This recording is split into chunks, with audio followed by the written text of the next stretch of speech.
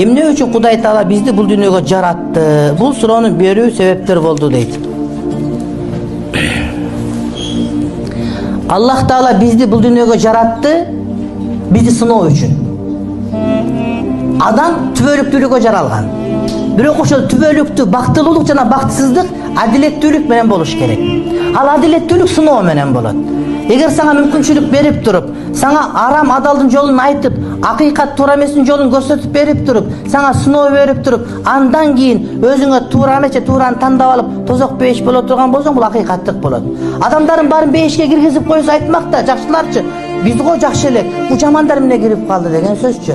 Эгерде бардыгын тозокко түшүрүп койсо, жамандар биз ылайык дейт эле, бирок жакшылар эмнеге түшүп калдык дейт эле, урматтуу бир тууган. Ошон үчүн ар ким өзүнө тозок менен бейишин табып алыш үчүн Кудайым бул дүйнөгө сыноо үчүн жаратты. Биздин негизги максат жеш үчүн эмес, урматтуу бир тууганым, бактылуу жашап өлүш үчүн жаралдык.